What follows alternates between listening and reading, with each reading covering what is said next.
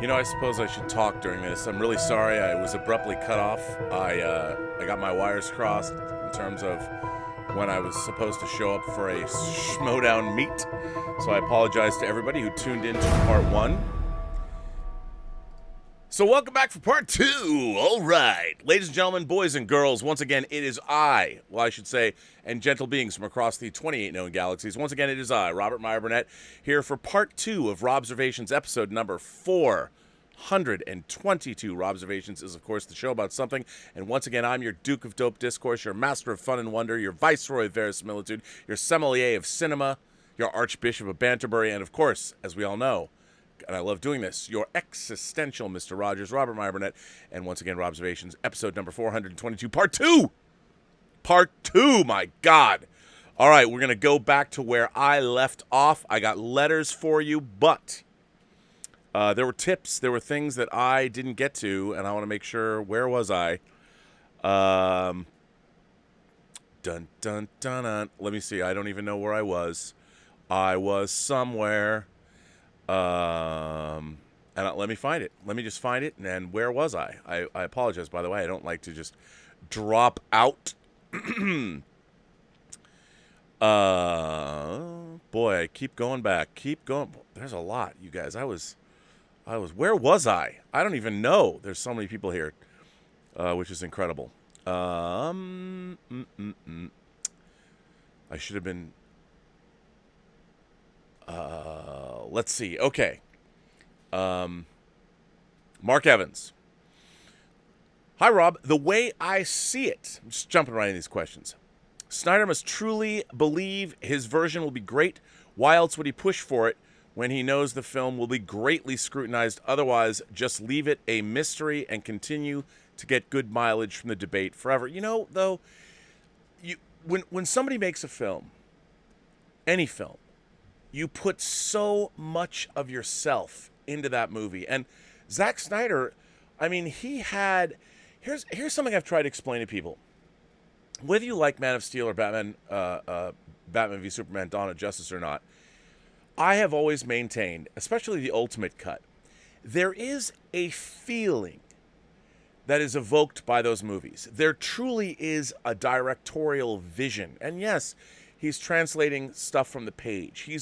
He's showing his love and devotion to the source material, but he is creating a feeling. And I have to tell you, while I do think Batman v Superman was overstuffed, when I saw the Ultimate Cut, there's a lot of stuff in that movie that I admire. But what I most admire is the overall feeling, the feeling that I get from watching those films. They are unique. And I was really looking forward to seeing, hang on, my friend Cliff is calling me even though I'm live. Cliff, do you know that I'm live on YouTube right now? No, I didn't know that. I just checked you. I thought it might have been important that you were on live, but I would only take a call live from you because you're also one of the greatest DVD and Blu-ray and 4K special features producers. By the way, this is Cliff Stevenson, ladies and gentlemen, whose documentary is on the new Knives Out 4K, which I recommend. Since I have you on the phone, Cliff, yes, could you offer the some wise pearls of wisdom, perhaps? What is your approach to when you're creating like the feature-length documentary on the making of Knives Out? How do you begin a project like that? Well, okay, so it really comes down to what's interesting about whatever it is I'm working on. And what I've found over the years is everything, whether it's a TV show, whether it's a movie, everything has a specific story. And so really what my job is, what your job is to find that story. What's interesting about, because the base reality that we know and most people probably instinctively know is that for the most part movies are made exactly the same. Right. 99% of movie making is exactly the same. Yep. There's nothing different to the process overall as it relates to the final product. What is interesting is the variations that you find within those individual films or TV shows. And so in the case of Knives Out, it was very much about Rian Johnson's technique, in terms of crafting a mystery, in terms of populating a cast, remaking a kind of movie that we haven't really seen for 40 years. Right. Or coming off of, listen, he's one of 5 guys who've made a Star Wars movie, who've made an episode, right. an episodic Star Wars movie in the history of mankind. Only 5 guys have directed Star Wars episode whatever. So, yeah. So to me, that was also interesting, coming out of this machine that is Star Wars into something that is a fraction of the budget, that he has total control over, that he's not, that's not part of a global conglomerate, essentially. Those are the kinds of interesting things. If you go back to something like the Hannibal TV series, what was interesting about that was that this was not the first time these stories were being told, and so it was kind of, you go into it like, well, what's different about this than right. what you've seen before? Because everybody knows Silence of the Lambs, everybody knows Hannibal, Red Dragon, whatever it is. So what is unique and different, and how is this unique and different? And then you can get into where things are somewhat similar to how other movies are made. So a lot of times it really just comes down to what is unique about this movie that is worth telling the story of how this movie was made. And I also, listen, you're the same way. I come to it from the perspective of, what do I find interesting? I don't really care as an audience member, as somebody that I'm never going to meet, that might buy this disc and might watch the doc or watch a feature. I don't care what you're interested in. I'm interested in what I'm interested in, and my hope is that whatever I'm interested in is interesting enough that other people will also be right. interested in finding that out. If I were to make a doc that's like, let me tell you what I think you're going to be interested in,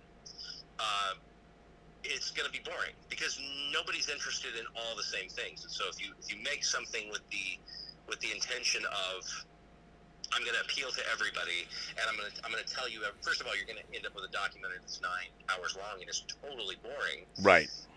If you're just sort of covering every single thing you can do. And so, for me, it's like, well, what do I find interesting about this? And it is a job where I can go back and I can watch things that I've cut, that I've created, and I can watch docs that I've done, and still be interested in them. Because I find interest, because I was interested in the subject matter. Right. I feel the same. I feel the same way. Well, listen, can I call you back after I get off the show? Absolutely. Well, thank you for letting me. This, by the way, is Cliff Stevenson, one of the great working special features producers right now. And if you haven't seen his feature-length documentary that appears on both the Blu-ray and the 4K of Rian Johnson's Knives Out, do yourself a favor and pick it up, right? Absolutely. There you go. Well, let me call you back when I'm off the special features any other way. When I'm off the show. Absolutely. Enjoy the show. I'll talk to you later. All right. That was Cliff Stevenson, ladies and gentlemen, another good friend of mine who I also like to call Nerd Santa. He just shows up at your house, not even when you're there, and just leaves presents on your door. It's amazing. Anyway, I figured you might get a kick out of hearing that because, by the way, the Knives Out documentary he did is really, really good. So Anonymous sends in a tip and says, hey, Rob, saw Shatner talk about this. Did you manage to see James McAvoy's Instagram post? He put up a sketch based on Star Trek. I did see this. I wonder if I can copy this. This is hilarious, by the way. It's like some Russians or something made. I mean, I say that everybody from Eastern Bloc countries are Russians. I mean, they probably aren't. But if it's, there you go. You guys all have to check this out. It's a Star Trek fan film that's a hoot. So check this out. So Anonymous, thanks for saying that, and it's really great. Calvin Bose is here again.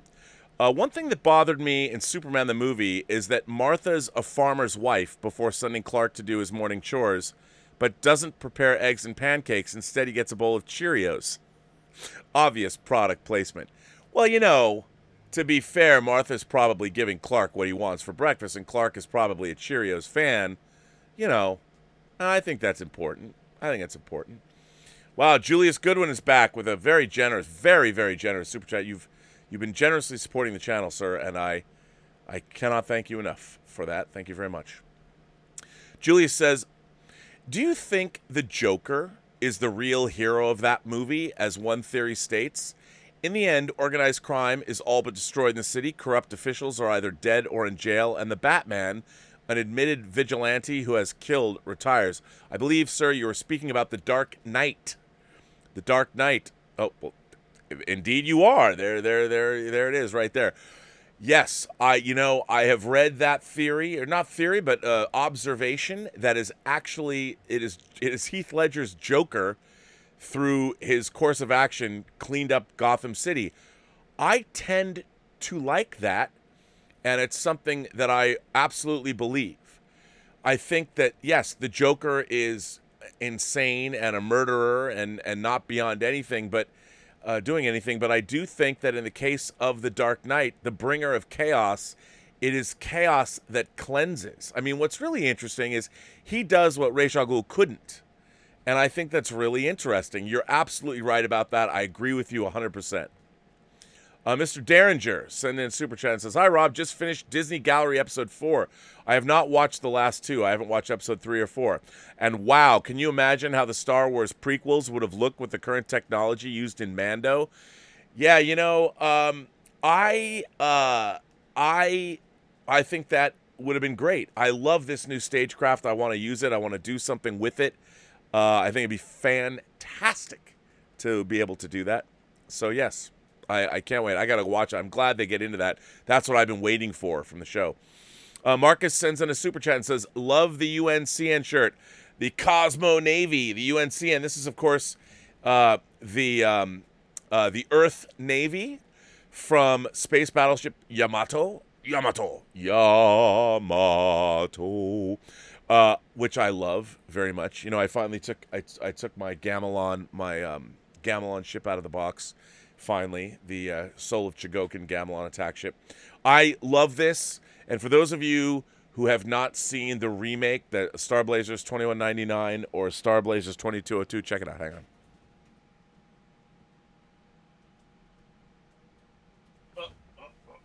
Things are gonna fall. How much do I love? I mean, this Star Blazers 2202. My God, is this a great set, by the way. If you're a fan, I mean, this is some really great physical media. It's got a book. It's just, and this is so great. Ugh, the Comet Empire storyline redone. Man, it's better than I could have possibly imagined, Marcus. Thanks for supporting the channel. So, Glenn Taylor sends in a super chat and says, "Hey, Rob, big fan. Every week, my wife and I have a cheesy flick Friday, and today we watched the 1981 film The Boogans. I saw The Boogans in the theater. I have seen it before. I didn't love it, but I think that would have been perfect for cheesy flick Friday, which is great. And it's funny. I grew up thinking it was the Boogeyman, but I've heard people say Bogeyman too. Boogans. I don't know what that has to do with the Boogans, but okay. Yeah, I love that you did that. Jason King is here. Jason King sends in a tip and says, "Greetings from the UK, Rob. I considered myself a quiet fan of yours who stayed in the background. Subscribed for life now. 2 films to watch this weekend, Grosse Point Blank and High Fidelity. John Cusack is an unsung national treasure. Stay, bro." Well, I will stay, bro. I don't know if you meant to say that, but stay cool. I want to say, Jason, that is a great double feature. I love Grosse Point Blank and High Fidelity, 2 movies I own on Blu-ray. I think they're fantastic, and they go well together.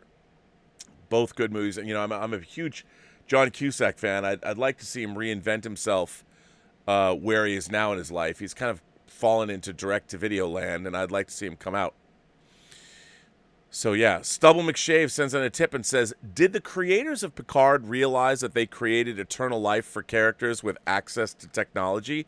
Will they explore this in future seasons? It would have been more interesting if the virus that killed Riker's kid was the source of Picard's cure." Yeah, again, Stubble, you've gone further than I think. I mean, you've gone further than I think they even anticipated. I mean, basically, why doesn't everybody get and first of all, having yourself put into an everlasting android body was something that they explored in, I don't know, What Are Little Girls Made Of in the first season of the original series, the 66, 67 season. So it's not like startlingly original. And I really think, in a way, you undermine the whole character of Picard by doing it. Also, it's pretty stupid if you put somebody into an android body, you'd make them exactly the same. I mean, if you got put into an android body that could last forever, would you want to be a 93-year-old man? Hell no. I would want my body put into a fully functional android body, say around, not 25, too young, say around 35 years old. Forever. If I could live to be 30, if I was 35 years old forever, that would be awesome. And the whole idea, it just undercut all of their credibility. Now, if they were really cool, if Patrick Stewart came back, if I had produced Picard, because, Patrick Stewart, can he still do it? I don't know, but I would have actually swapped him out for a different actor to play the young Picard. And if it was really cool, I would have had Tom Hardy come back. And they switched him into a young android Tom Hardy. That's what I would have done, but okay. Topher Rocks is here. Topher Roxon says, do you feel like directors get too much credit for casting their films? Should casting directors get more credit? I feel like Nolan and Tarantino are the best right now in terms of casting, or maybe it's their casting directors. Well, look, I think that both Tarantino and I mean, look, I was watching some documentary stuff about Tarantino. He actually went there. There's a restaurant. I don't think it's here anymore. I think they closed it. They closed everything. There was an old school diner in L.A., and I used to go there all the time, called the Silver Spoon. That was on Santa Monica Boulevard. And Robert Forster was there every day. Him and Sally Kirkland were there every day. Quentin Tarantino, when he wanted to cast Robert Forster in Jackie Brown, he wrote that part for him. He went to the Silver Spoon knowing Robert Forster is there every day, found him and said, I wrote this for you, and gave him the script. That said, casting directors are some of my favorite people in Hollywood. Some of the best ideas, and sometimes some of the worst too, but some of the best ideas about casting you'll get from casting directors. But I think people like Nolan and Tarantino, while they use casting directors, I think they pretty much cast their own movies. But a good casting director, I have to tell you, people always ask me if I'm involved in a project of some kind, who I see playing the parts. And I never picture anyone in parts, really. There's a project I'm working on now that I absolutely have three actors I absolutely want to play the main parts if I can get this off the ground. But for the most part, I love casting, because when you're casting, you get to meet actors, and here's the best thing. When you're actually casting something, you want an actor to elevate the material. You don't just want them, this is what so many actors don't understand, and it can be really depressing. You want an actor to come in and make the part theirs. You want them to elevate what's on the page, to make it theirs and memorable. And I'm not saying, do some weird method, ad-lib, whatever, but if you can come in and make a part your own and elevate the material, then it's great. There's nothing better than that. That's what every filmmaker wants. So I don't think they get too much credit. Stubble goes on and says, I heard that the Justice League was originally supposed to be 2 movies, Justice League Part 1 and Part 2. Do you know anything about that? No, that was exactly what it was going to be, and then they pulled back on that. I mean, that's why I think if we're going to get a 4-hour version of Justice League, maybe we'll get the version of Justice League, the 2-part version. I want to see something that's epic. Royce Freeman sent in a super chat and says, do you think they will make the Snyder Cut available on Blu-ray 2 or digital purchase? I think they will. And boy, I would love to make a documentary about the making of this, or the whole thing. I mean, somebody needs to do a big, like a feature-length documentary about the whole hashtag release the Snyder Cut movement and how it all happened and how it went down. Because it's a great story. I don't know if the Warner Brothers legal department will let you do that, but somebody should do that. I think that'd be very, very, very cool, and it should be done. So maybe, Royce. I mean, I think it should happen. Stubble McShave says, does the pre-visualization stifle some of the spontaneity compared to a smaller movie with less pre-visualization? No. I don't think it does. Look, when you are making giant effects epics, um, you need pre-visualization is a vital part of the process. You have to know what's going on because you can't, like with effects, you can't just do things willy-nilly. Effect shots and effects plates have to be done properly. It takes great pre-planning, and you also have to have a lot of foresight. A good director, I think a lot of the time, by the way, a lot of directors that maybe are not as experienced have a problem working with effects because you yourself have to understand what they're going to look like. You have to know how to previs something and how to make that work for you. I do not think, however, that stops you from doing some great work with your actors on set, blocking scenes, their performances. You can do as much as you want, I still think, with actors if you're creative about it. But if you're doing an effects, like a giant set piece where, say, someone's in a car, you have to have a shot where there's green screen material, and it's all, making movies in this day and age is all understanding how all the pieces go together. And I think that anybody who knows how to wield effects also knows how to make spontaneity work. But there are times when you are locked into the shots that you've designed. But again, the more you've pre-planned those shots, the better off you are. So, yeah. Torn Atkinson sends in a super chat and says, "Happy belated birthday, Rob. I put your gift in the mail Tuesday. The Spaceship Zero role-playing game CD and other goodies. When's the last time you painted a miniature?" Well, I paint models all the time. I don't. If you're talking about miniature figures, I've never been a great figure painter, but I like to paint spaceships and things. As a matter of fact, I've got my new airbrush over there that Elizabeth gave me that I'm going to bust out. The next thing I really want to make is there's like 20 models I have here that I want to make. Actually, I've got more than that, but I would love to make one of those. I really want to make the new Laboratory Eagle from round 2 with the booster rockets and stuff. It's like, it's 22 inches. But that's the next thing I'm going to do probably. Roberto Suarez says, "This cut is not Snyder's original vision. That was a 2-film Justice League story. Executives demanded Snyder cut that to 1 film, and that became his work print. This will be a release of the already compromised version, not his original 2-film concept." Yeah, that's true, but I think they decided to do that. I don't know exactly when. Maybe that would be part of the whole story, but you're right. But I never thought they were going to allow that. It's too big of a movie. But you never know. It'll be interesting because if they break it into parts, if it's 4 hours, you've got 2. It's going to be big. I can't wait. Damo Davies said, "Good evening.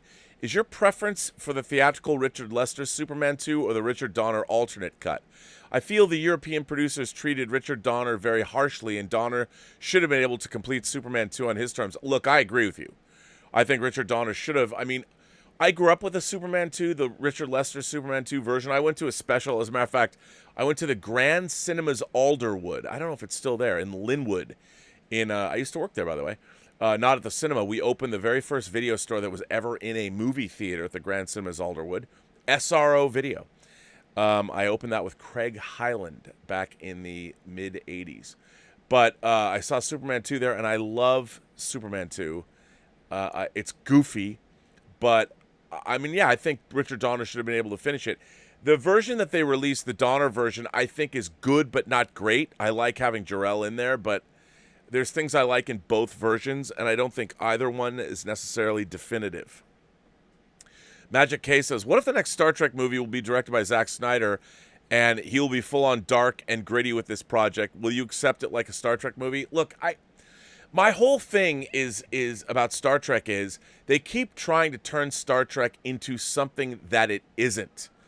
And everybody wants to go grim dark with everything. Star Trek must be inherently optimistic at some point. And I would prefer a Star Trek movie where our characters are trying to solve an interesting conundrum that isn't necessarily the universe is not ending, the world is not being destroyed. I mean, think about it. Star Trek 4 had a really interesting premise, and it was at the time the most successful Star Trek movie. And it was inherently optimistic, even though they had to go correct a problem humanity created for itself. But I don't necessarily think that's a dark movie, everyone is going, so we have to make it dark. I think it'd be much more creatively gratifying if they made something that wasn't dark, that people really had a good time watching. Wait a minute. Paul Gilmore just sends in a tip and says, Rob, I heard something that made me cry. Second Sight isn't shipping Dawn of the Dead to the U.S. I haven't double-checked that myself, but have you heard this? I have not. I've bought things from Second Sight, and I don't know why they wouldn't, considering it's going to be their biggest worldwide release ever. So, but I don't know if that, I'll just have to, you know what? Dieter Bastian. He's my angel. He's my Deutschland angel. Nick Parrish sends in a tip, one of two. What's up, Rob? So after your last show where you read the survey about how 70% of people say they won't go back to the movies, I started wondering, why does that contradict the EDO survey on Deadline saying 75% of moviegoers want to go back? I think, look, if you're only getting a certain number of people, you can skew data to go both ways. You really can. And like everything else, I think people want to go back to the movies. They have to be safe. They have to know what they're doing is safe. And it's really a function of that. Yeah. I think people want to go back to the movies. People just want their lives back. Oh, and why did Variety and other websites only run with the Performance Research Survey and Deadline only ran with the EDO survey? I don't know what your thoughts are on the two contradicting surveys, but the opposite results made me go, well, again, if you're looking for something, you can poll a certain amount of people. It really depends on how did they ask the question. Like if someone says, are you excited about getting back to the movie theaters? And most people, if that's the question you ask, people are going to be like, yes, I'm excited to go back to the movie theaters. Or you could ask the question, will you be going back to the movie theaters if you don't think that they're safe? Or would you be going back to the movie theaters if nobody can prove that they're safe? It depends on the question being asked. So you can have whatever result, and people always have to remember that when you're dealing with polling data and surveys, what is the actual wording of the question being asked? Because the question itself can be leading. So again, I think we're going to have to wait and see. Gerald sends in a tip and says, yesterday YouTube recommended a video of you and John Schnepp going comic book shopping. It seemed like you guys were having a blast. Any cool behind-the-scenes story? Well, my late great friend John Schnepp started a show at Collider called Comic Book Shopping, and he went comic book shopping with a bunch of people. I was one of them one day. What was so great? I mean, we were having a blast, and they bought all the comics you picked. And I was like, I didn't quite get that. I would have got a stack of hundreds of dollars worth of books now. I would have got some hardcovers, an absolute edition, maybe an omnibus. No, it was a lot of fun to do it. It was hilarious. We went to House of Secrets, which is where Amy Dallin works or worked. I don't know if she's still there. But it was just a great place to go, and I loved supporting it, and it was just a lot of fun. There wasn't really any it was just like hanging out with him. The funny thing is we used to go to House of Secrets anyway, so we'd go there like once a week, because if Heroes was shooting on Wednesdays, we'd go there a lot of the time afterwards and just see what came out. So TV Ops sends in super chat and says, this is not new, it happened before with Superman 2 and that took 30 years. It's true. You know what? I forgot to use that as an example. I'm always thinking about Exorcist 4 and how Schrader made one and Rennie Harlan made one. But of course, they released 2 versions of Superman 2. So they might as well, right? And they will, which is great. Dan V says, thank you, Rob, with your cuts comment. The assembly cut of Justice League was 5 hours long, and Black Panther was over 4 hours long. Nolan famously doesn't watch his assembly cuts. The Snyder cut, as revealed last year, is 214 minutes. Fans don't need to demand cuts. Well, it's funny. There's an assembly cut, for those of you coming in late, an assembly cut of a movie is usually one that the director, like Chris Nolan says, an assembly cut is usually made during the production of a film where an editor is putting together all the live action material that's shot to see what they have. And an editor is working with an assistant editor or his editorial or her editorial staff while the movie's being shot. And most if they're not big giant tentpole properties that have previs and stuff you're cutting in like an animation film does, you bring out an assembly cut and everybody looks at it, and the editor can then tell the director, look, we might need to pick up these shots, and they can go do that.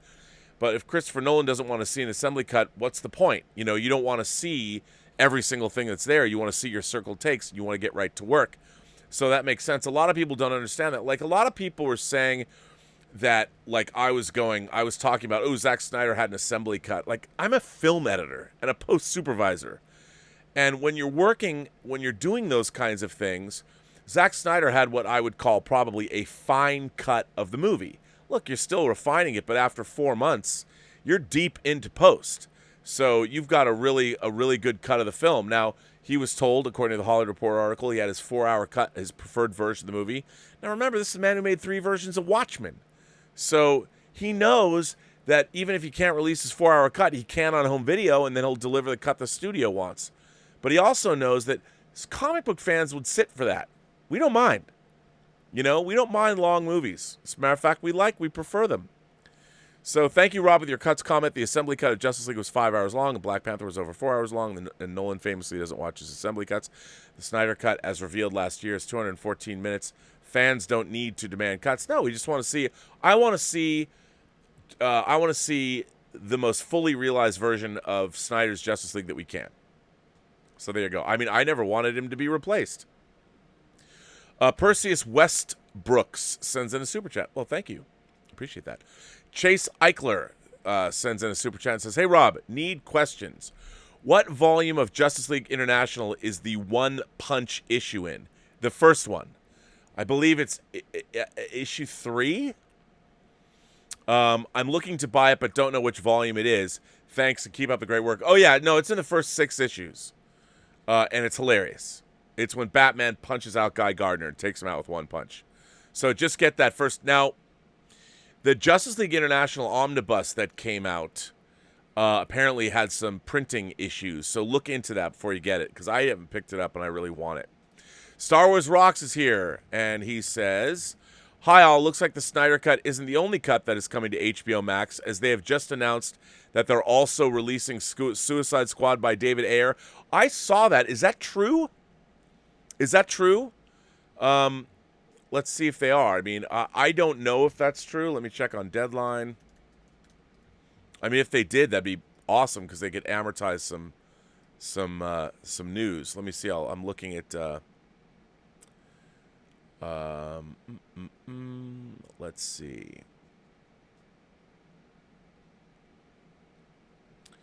Well, I don't see anything now. Let me see. David Ayer. I know people are listing that, but I don't.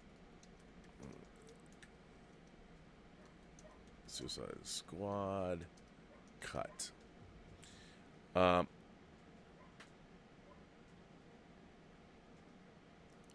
AT&T offers 8 hours ago. Okay. Well, Justice League Snyder Cut is coming to HBO Max, and tweet teased the possibility of more DC do-overs. Fans' demand is bringing the Snyder Cut of Justice League to HBO Max. One thing at a time. HBO Max parent company AT&T responded to an eager tweet on Thursday. Let's see. Followed up. Suicide Squad villain Enchantress. Anything is possible. All it takes is a little magic. Look, if the Snyder Cut works and Suicide Squad works, what I would like to see is Superman Returns restored to its original friends and family screening version that I saw. That was a half an hour longer. Obviously, I worked on that film. I'm in that film, and I would also like to redo my documentary. If they did Superman Returns, if they did the release the long cut of Superman Returns, I would go back and I'd do my whole documentary like The Mandalorian. I'd say it Mandalorian style and go back and redo the whole documentary. I think it'd be great. But it's not official yet. Dan V sends in another tip and says, where's the love for the Old Guard trailer? Oh my God. For those of you who haven't seen the Old Guard trailer, it's a Netflix film with Charlize Theron, who stars in it, and she plays part of an elite group of 4 immortal warriors, very Highlander-esque. And they are a hit squad combination Black Ops team that are immortal, and they find another person to recruit on their team. It looks so good. So if you haven't seen the Old Guard trailer, go check it out. It's based on a graphic novel, and it looks terrific to me. But then again, it's a Netflix movie, so the jury will be out. Paul Gilmore sends in a tip and says, going back to the letter you read about time travel, that would be Jeffrey Mao's letter. I always thought Quantum Leap did the concept brilliantly, and no one really talks about it. He can only travel through his own lifetime. I thought that was really good, too. I think it's really, really interesting. So, yeah, I thought that was great. I loved Quantum Leap. I thought it was great. So that's a very good thing to point out. Dangerous Lee sends in a tip and says, hi, Rob. I got my Akira 4K set, bruh. It's sweet. Unfortunately, the original streamlined English dub, my preferred version, isn't included, but you can't have it. You can't have it all, right? Loving the show. By the way, John Roca's defense of modern Trek really opened my eyes. Thanks. I liked his defense of modern Trek. I mean, I was on John Roca's show. I would ask everyone to go check out the Outlaws channel, and I appeared on his show, and he had a really interesting defense of Star Trek, which I agreed with. The problem is the writing is still bad. So I just thought the writing was bad. The Doctor is here and says, people assume that time is a strict progression of cause to effect, but actually from a non-linear, non-subjective viewpoint, it's more like a big ball of wibbly-wobbly, timey-wimey stuff. Well, that's true too, but I think I prefer time travel with physics behind it. Alexander Wilson sends in a tip and says, did you watch The Last Dance yet? The part where Steve Kerr recalled his father's murder in Beirut, who was the president of American University Beirut, and how he could relate to Jordan when his father was murdered. Tragedy can bring people together. I have not. You know, I think I'm going to binge it this weekend. I can't wait. Claudius is here. Bonjour, Monsieur Robert, or should I say Jedi Master Quaimars, Robert Burnett. I'm sending you a letter and another scene for Elizaviews comparing Anakin Skywalker to Skyfall's Raul Silva. Sylvia. Skyfall's, that's funny. Throg and you should have a lot to say. That was a very funny letter you sent in already. Dan V sends in a tip and says, blue is the warmest color is really good. I love Blue is the Warmest Color, and a lot of people say, oh, is that the movie with the lesbian sex scenes in it? Blue is the Warmest Color is one of my favorite graphic novel adaptations. It won the Palme d'Or at Cannes. It is a devastating film about love and emotion. Oh, you also have to, Blue is the Warmest Color is really good. You also have Ghost World, American Splendor, A History of Violence, Road to Perdition, and so on. The problem with someone saying he or she doesn't like comic book films is that they span all genres. It's true, and I think people forget that. They do forget that. And I think you're absolutely right. I mean, I love Ghost World. I own Ghost World. I own Blue is the Warmest Color. I love them all. Monsieur Robert, in my Star Wars Skyfall mashup scene, Vader makes Severine knock a glass of 25-year-old Macallan off Jedi Master Quaimars Robert Burnett's head with a lightsaber. A bottle of 25-year Macallan is almost $3,000. Yeah, I was going to say that's terrible. Claude, don't do that. By the way, I found that they didn't save her, one of the most beautiful women to ever appear in a James Bond movie. I really found that distasteful. Monson Zayman sends in a super chat and says, hey, Rob, I don't see how the Snyder Cut will be that different. Will the Snyder Cut include way more scenes, etc., or just the 2017 version with some additional scenes? No, I think you're going to see a pretty a radically different film, to be honest. It's going to be a radically different movie. It's going to look different. It's going to feel different. So I think it's going to be very different. Max World Entertainment sends in a super chat and says, just want to say thanks again, R&B. Well, anytime. Absolutely. You don't have to thank me. I thank you. Alexander Wilson sends in a tip and says, I was researching what basketball player from the Seattle area have the best holistic career. That person would be Jamal Crawford from Rainier Beach High School, who holds the record for oldest person to score 50 points in a game in the NBA. Opinion on Rainier? You know what? I don't know much about him, to be honest. Opinion on Rainier Beach School. Rainier's, like, as far as tough neighborhoods go in Seattle, it's tough. But a tough neighborhood in Seattle is like nothing compared to any other. Like, I'll give you an example. It's not this way anymore, but when I was growing up, the Central District, the CD, that Mix-a-Lot sings about, 19th and Yesler. in the CD where the pimping was hard. It really wasn't. My dad's car broke down once in like the worst part of town in Seattle, and people come out, and he's like an old Jewish dude in a black neighborhood. Somebody comes right out to my dad and says, "Oh, would you like to come in and use our phone, sir?" And that's in the hardest neighborhood in Seattle. I mean, that's why Sir Mix-a-Lot and Macklemore, I think, are our biggest hip-hop exports. And, you know, it's just Seattle was not a hard town. But that's interesting. See, my time, you know, Sean Kemp and all that, but for me, it was Slick Watts. It was downtown Freddie Brown. That when they won the world championship, 78-79 Seattle Supersonics. That was my era, man. That was my era. To be fair, Dan V says, the Snyder Cut was a second draft written in 17 days as a reaction to the box office and negative reviews of Batman v Superman. Snyder said so, where the really scary version is the original draft and it was never shot. Those actors are getting $3 million. Oh, wait, hang on.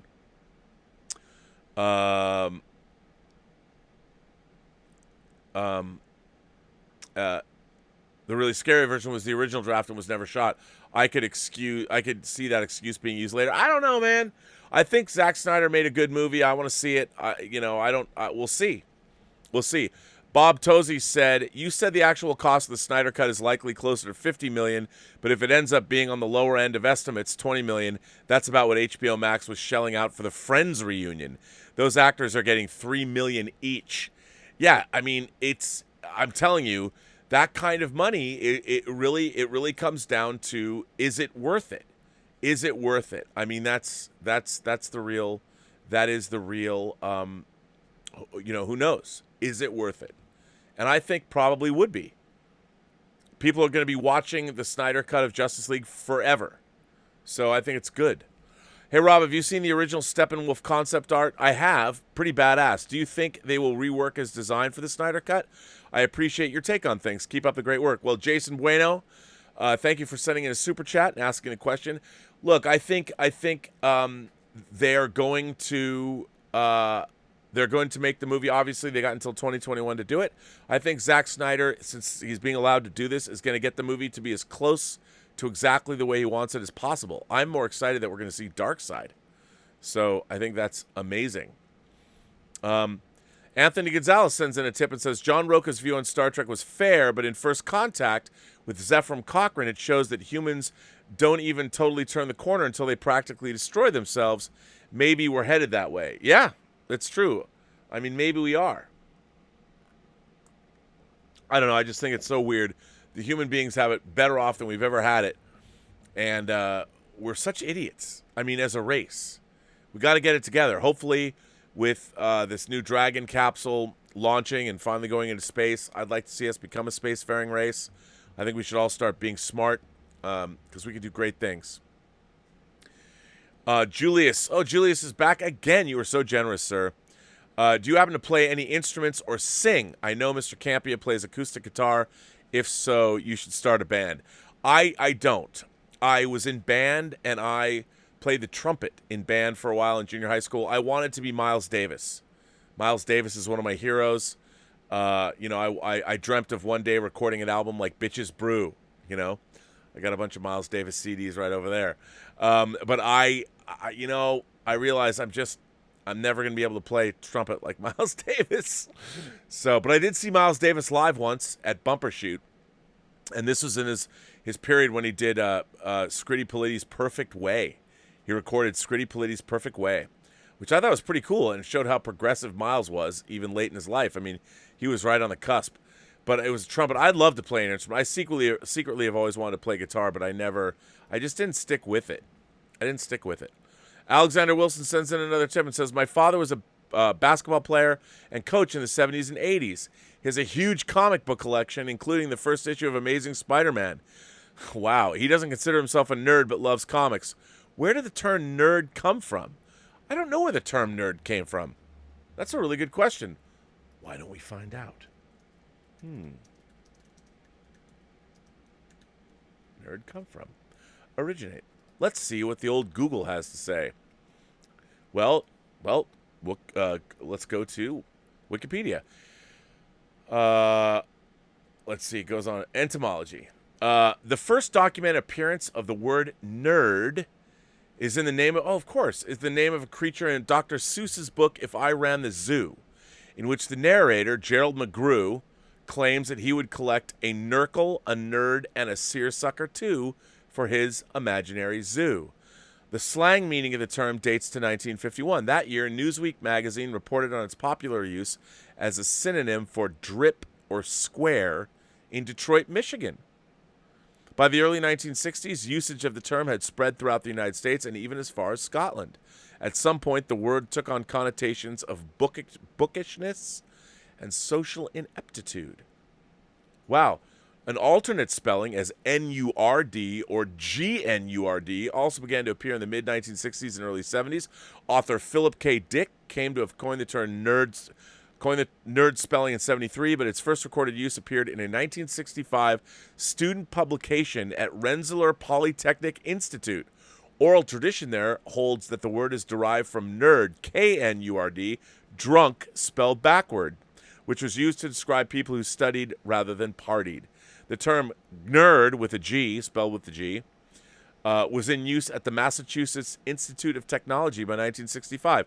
The term nerd with a U was also in use at the Massachusetts Institute of Technology as early as 71.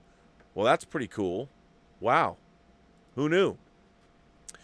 Jose Gonzalez sends in a super chat and says, "Hi, Rob. Is there any chance we get to see Man of Steel 2 after Zack Snyder's Justice League release?" You know what? I'd say why not? Everybody wants to see Henry Cavill come back as Superman. If it works out well, I could see that happening. I mean, I would love to see Henry Cavill as Superman one more time. Crazier things have happened. Slowly but surely, the nerds are inheriting the Earth. So maybe, who knows? We shall see. It's very interesting. I don't know how that's going to go.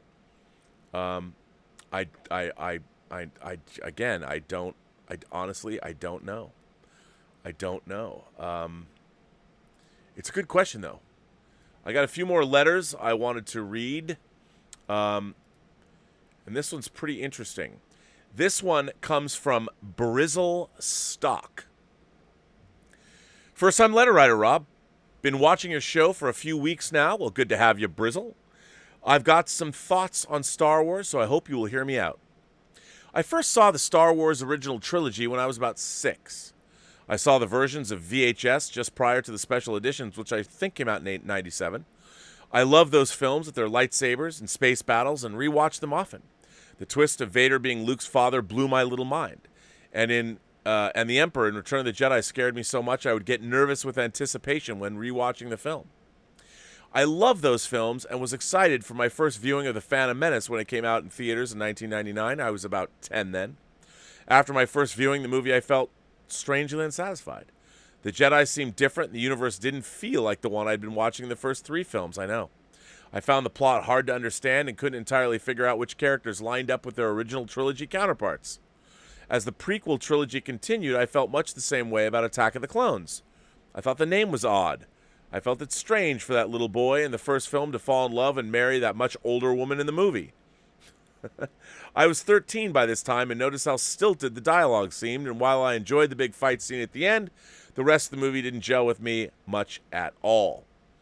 While much of my anticipation for Revenge of the Sith had been lost thanks to the previous 2 movies, at 16 I still went and saw Revenge of the Sith in theaters. It was Star Wars, after all. Finally, I had a film that sat a lot better with me. I enjoyed watching Anakin fall to the dark side and found myself thinking endlessly about how a hero could end up losing his moral compass to the point of wanting to kill people he once held dear. For a long time, the opinion I held was that the prequels weren't as good as the originals, but Revenge of the Sith was the best of them. But as I started getting into my later 20s and now in my 30s, I started to understand my younger self better. As a youngling, I was happy and compassionate, if not a little awkward. By my teen years, I was very awkward and unliked by most of my peers. I said awkward things and did rash, reckless things as I struggled to fit in the worst ways. In my early 20s, I was often depressed, having gone through difficult situations which left me closed off and melancholy around most people. As I began to reflect on my life thus far, I've started to realize that Anakin wasn't so different from me. As a youngling, Anakin went out of his way to help people, and I don't think anyone would deny he seemed extremely awkward and at times rash in Attack of the Clones.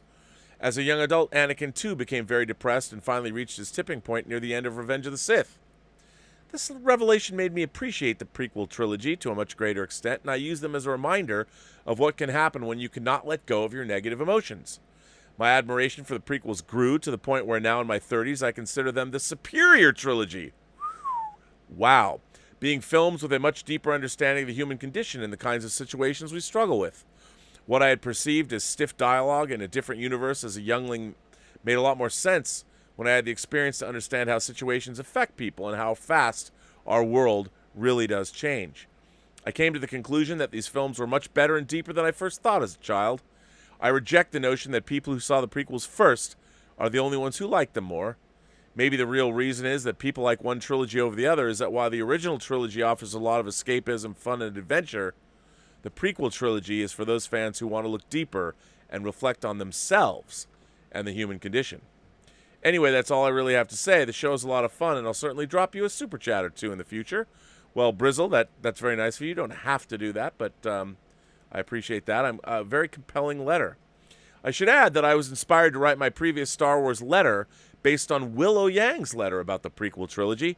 Should you decide to read my Star Wars letter, please make it known, too. Well, Brizzle, I did, and I want to thank you. That is absolutely, it's very, very nice.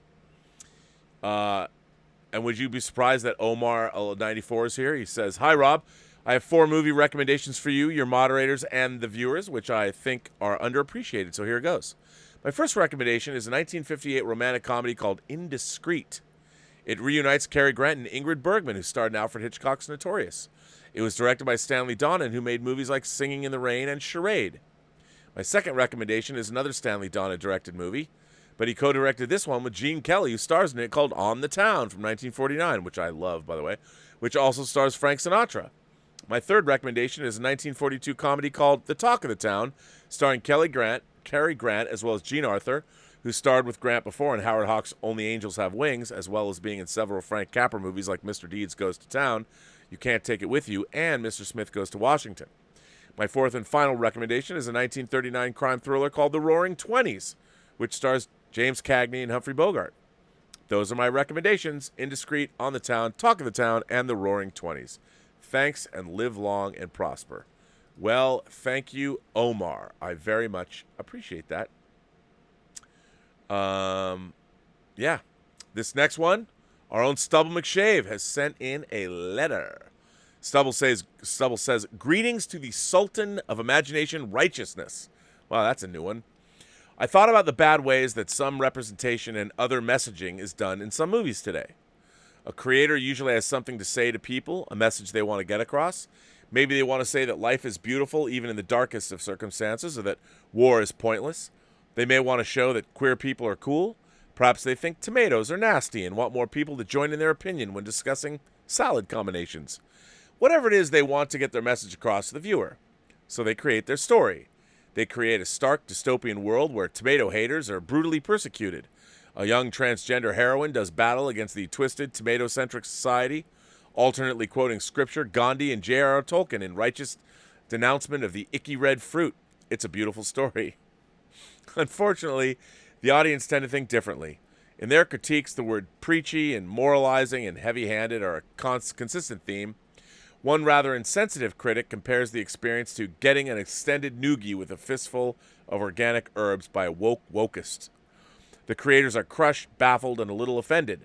They wonder, are they seriously asking them to water down the theme of the story for the sake of watchability? Obviously, the audiences are just closed-minded idiots who can't stand to be challenged in their archaic opinions. Creators sometimes want to change the way people think. The problem is, people don't want to change the way they think. And the sad thing is, even if they do agree with the idea that's shared, they're probably going to be annoyed if it keeps popping up in front of them. Yeah, tomatoes are gross and transgender heroines are great people too, yada, yada, yada. Back to the story, please. How to get around this? How can they give people a message in their story without reducing the story to an unpalatable, sermonish rant? Didactic. I once heard someone say that the theme, the central idea you're trying to convey, should be hidden, buried in the folds of your story. That might not make it instant sense, If they're trying to get a message across, why would they hide it? Because most people like to be treasure hunters. We like it when we uncover something that might not be visible to just anyone. It makes us feel smart. On the other hand, when that thing constantly smacks us in the face like a ferocious jack-in-the-box, we feel insulted, and more than just a little irritated at the creators who think that we're all so stupid and attention deficit that we must constantly be reminded of what they're trying to tell us. Lord of the Rings is an example of where some of the messaging is hidden. There are many themes and motifs running through this beautiful piece of a story, and one of the biggest is, quite simply, the theme of hope. But Tolkien doesn't rub hope, faith, and optimism in your face until you wish it would go away and never come back. His characters don't skip around singing "The sun will come out tomorrow" and chiding their friends for being so long-faced. Instead, he gives us Sam. Sam saw a white star twinkle for a while. The beauty of it smote his heart, and he looked up out of the forsaken land, and hope returned to him. For like a shaft, clear and cold, the thought pierced him that in the end, the shadow was only a small and passing thing. There was light and high beauty forever beyond its reach. Who doesn't love Sam? He reminds us that no matter how the darkness grows, no matter how bad things get, there will always be scattered pockets of life, of simple hobbit-like goodness. And that's what I'm talking about. They should give their readers and viewers little pieces of hidden truth, poking through the leaves for those with keen eyes. It will make a better point, and it will make a better story. Stubble, I can't agree with you more. One of the Burnett axiom, never put your universe before your characters and your stories, also applies to agendas or virtue signaling. Never put your virtue signaling or your agenda before your story or your characters. It should be baked into the story. Nobody wants to be preached at. If you want to be preached at, you get a sermon from the religious leader of your choice. So, I agree. A fine letter, sir. A fine letter. Let's see. David Crabtree is here. Hey, David, how are you, sir? David Crabtree, a great artist. Hey, Rob, I've been enjoying your live streams today, including John's show. With my work furlough extended, I've actually had time on writing and illustrating my comic Cyber Mechs. I hope others with creative goals are using or utilizing the downtime. Well, David, since you just set this up, I certainly use the downtime. Of course, let me plug my film that I produced, well, our film, I should say, not my film, The Hills Run Red. That's right, ladies and gentlemen, from 2009, a movie that I actually produced, and my production company, Ludovico Technique, has a credit on this. Director Dave Parker and I inherited this project. We were going to make it for $350,000. We ended up making it at Warner Brothers for many multi-millions of dollars. Well, not many, but a lot more than $350,000. Joel Silver of Die Hard and Lethal Weapon fame was our executive producer. And we were able, during the downtime, to create many, many hours of special features, over 6.5 hours of new special features for this release. So that's what I did, among other things, on my downtime. I also worked on Netflix shows and all kinds of things. So I've actually had a pretty good shelter at home. A lot of work got done. I was told yesterday that I might have some other big news on a project I haven't talked much about, but I used to talk about incessantly. Stay tuned. Cross your fingers for us. We shall see. Jose Gonzalez sent in a super chat and says, "Hi, Rob. Is there any chance we will get to see Man of Steel 2 after..." Oh, wait. You already answered that. I don't know. I'd like to see that. That would be great. That would be awesome. I don't know why I've read that twice. SuperCam13 sends in a tip and says, "I like the theatrical cut of Justice League, and I'm happy for Snyder for getting his HBO Max deal. However, I don't want Superman turning into a villain like in Injustice in the Snyder cut. I don't want it, but I will watch the movie to judge for myself." Thoughts? Well, I think when he comes back from the dead, he's disoriented, and they have to. A friendship steps in, and they will save him. They will save him. So, I'm hoping. I don't mind. He's not going to be a villain by the end. Well, ladies and gentlemen, this concludes part 2 of today's show. Part 2, an epic Robservations show today, split into 2 parts because I got my wires crossed. But it all worked out in the end. I want to thank everybody for being here. I want to thank everybody for their letters and their support of the channel. I want to thank my moderators, beginning with Mike Bodden. Then, of course, there's Detective Jim Boyers. There is also his wife, Heidi. I just like saying his wife, Heidi. There's Jim Boyers, his wife, Heidi. I just like to say that. There's, of course, Greg Smith. There's Jordy Lyons, and of course Louis Yu, and the Richard. If you haven't met the Richard, to know him is to love him. He runs watch festivals or watch parties all. They're not watch parties. They're like it's an ongoing, curated festival over on the Post-Geek Singularity and Whining About Movies Facebook pages. Go look up the Richard. Tell him I sent you. And who knows what he's showing. We will be back tonight in 2.5 hours, as a matter of fact, for Elizabeth's episode 31, Whining About Movies. The first time we've had a second movie by one of our directors. Zardoz director John Boorman comes back with tonight's 1981 Excalibur. So we will be back tonight, date night for Elizabeth and I, whining about movies on the Burnettwork. So come check it out. Anyway, now I've got the Jetsons theme stuck in my head. It's Jim Boyer's. Dun-it-dun-it-dun-it-dun. I wonder if does Jim have a son named Elroy? That'd be kind of cool. His boy Elroy.